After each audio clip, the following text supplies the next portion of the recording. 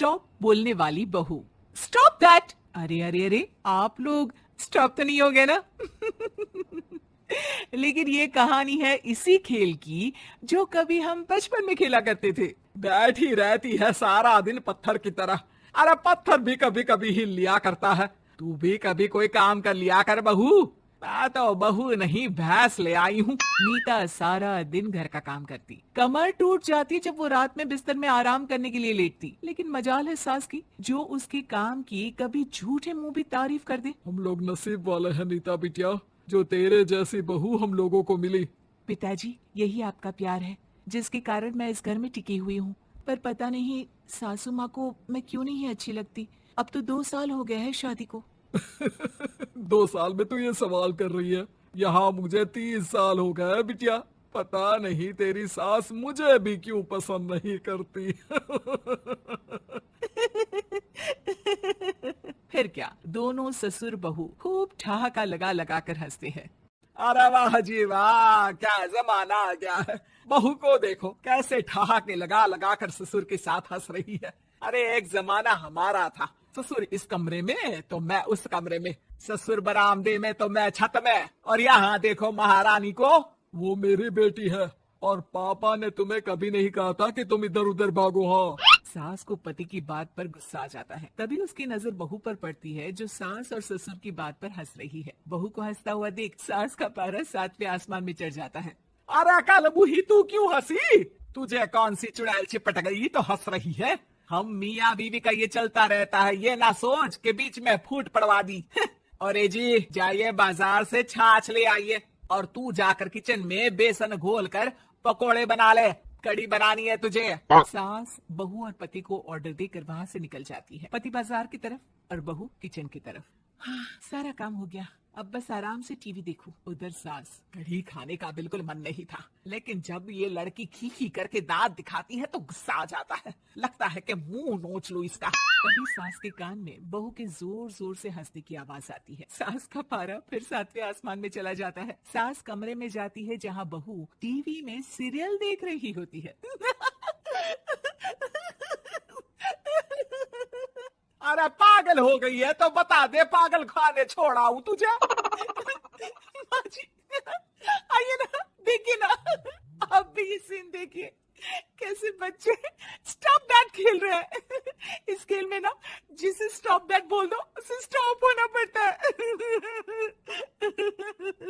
हाँ हाँ, बहुत खेला है मैंने भी इसे बचपन में। कोई इतने भी पुराने लोग नहीं है हम। हाँ, काश सासू माँ मैं भी ये खेल खेल पाती। सास को बहू की इस बात पर गुस्सा आ जाता है। यहाँ तो सारा घर फैला पड़ा है, रात के खाने की कोई तैयारी नहीं, और मैडम स्टॉप दैट खेलेंगी। हैं? अरे चल जाकर छत धो। बेचारी बहू जो अभी तक टीवी पर ठहाका मार रही थी, झाड़ू लेकर छत पर पहुंच जाती है। खुले आसमान के नीचे बहू भगवान की तरफ देखकर कहती है, हे भगवान, ये तो बता दो कैसे मेरे अंदर भी कोई क्वालिटी आएगी जिसे देखो जब देखो कुछ न कुछ सुनाकर निकल जाता है।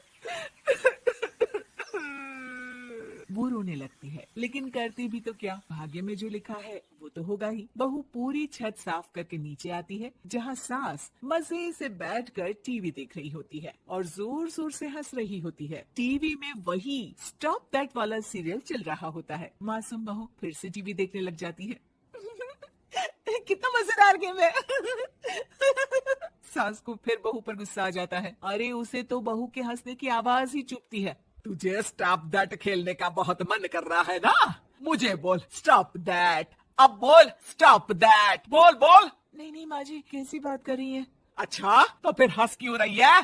अरे दम में तो बोल के दिखाना मुझे स्टॉप दैट। बहू सास के जोर देने पर जोर से गुस्से से बोल देती है, स्टॉप दैट। लेकिन ये क्या, सास तो मानो किसी भूत की तरह जम जाती है। मन तो कर रहा है कि ओवर ही ना बोलूं, लेकिन ये मानेगी तो नहीं ना। तभी डोरबेल बजती है और बहू सास को ओवर बोलना भूलकर दरवाजे पर चली जाती है। अरे कमला, तू क्या करने आई है? भाभी जी काम पर रख लो ना, बहुत जरूरत है पैसों की। मैं जानती हूँ, पर मेरी सास नहीं मानेगी ना। अरे पता नहीं भाभी कैसी सास है आपकी। इतना काम तो मैं 4 घर का नहीं करती जितना वो आपसे एक घर में करवा लेती है। बहू काम वाली से खड़े होकर तकरीबन आधे घंटे बात करती है और उसे विदा कर जैसे ही घर के अंदर आती है तो देखती है कि सास वैसी की वैसी ही खड़ी है। स्टॉप दैट, ये जो कह कर गई थी वो। अरे हाय, ये सासू माँ को क्या हो गया? अब ओवर बोलूंगी तो मेरी तो जान ही निकाल देगी। क्या करूँ मैं?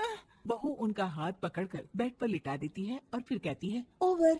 क्या मेरे सर पर खड़ी रहेगी अब? क्या मैं आराम भी ना करूं? जा यहाँ से, बोला है ना कमरे में आया मत कर। जब देखो कमरे में घुसी रहती है, अलमारी को घुरती रहती है। अरे कुछ नहीं देने वाली, ज्यादा वहम में मत रहना, समझी?